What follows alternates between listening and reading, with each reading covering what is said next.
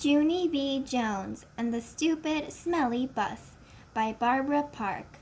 Chapter 4. Me and Lucille and some other kids. Some of the other bus kids turned out to be in my class too. One of them was that Jim I hate. Mrs. made us line up, then we followed her to our room. Its name is Room 9. There were other kids waiting by the door. When Mrs. unlocked it, everyone squeezed in all at once. That Jim stepped on my new shoe. He made a scratch mark on my shiny toe. The kind of scratch that licking won't fix. "Hey, watch it, you dumb Jim!" I hollered at him. Mrs. bent down next to me. "Let's try to use our quiet voice while we're in school," she said. I nodded nicely. "I hate that Jim," I said in my quiet voice. After that, Mrs. clapped her hands together very loud. "I want everyone to find a chair and sit down as fast as you can," she said. That's when I ran to the table with the red chair. Only guess what? There was already someone sitting there, a girl with little red fingernails. And so I tapped on her and said, "I would like to sit there, I think." "No," she said, "I am." "Yeah, only I already picked that chair out," I told her. "Ask my mother if you don't believe me." But the girl just shook her head no.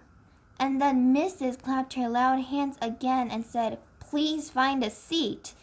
And so then I had to quick sit down in a stupid yellow chair, the same stupid color as the stupid yellow bus. After that, Mrs. walked to a big closet in the back of the room. It's called the supply closet. She got out boxes of new pointy crayons and some white circles. Then she passed them out, and we had to print our names on the circles and pin them to our fronts. It was our first work. "If you need any help spelling your name, raise your hand," said Mrs. I raised my hand.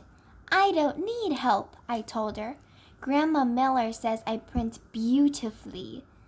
I used red, but then a mistake happened. I made my Junie too big, and there wasn't any room left for my B, and so I had to squish it in very teeny at the bottom. "I hate this stupid dumb circle," I hollered. Mrs. made the shh sound and gave me a new one. "Thank you," I said nicely. "Grandma Miller says I print beautifully." The girl with the little red fingernails was faster than me. She showed me her circle and pointed to the letters. "Lucille. That spells Lucille," she said. "I like that name of Lucille," I said, "'cause guess why? Seals are my favorite animals, that's why." Then Mrs. passed out drawing paper and we drew pictures of our family. Mrs. put a happy face sticker on mine.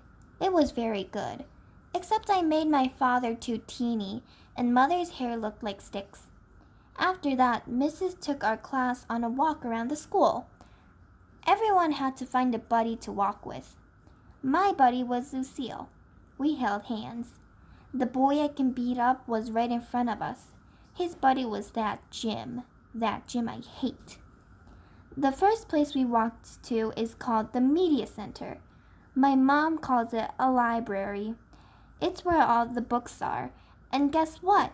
Books are my favorite things in the whole world.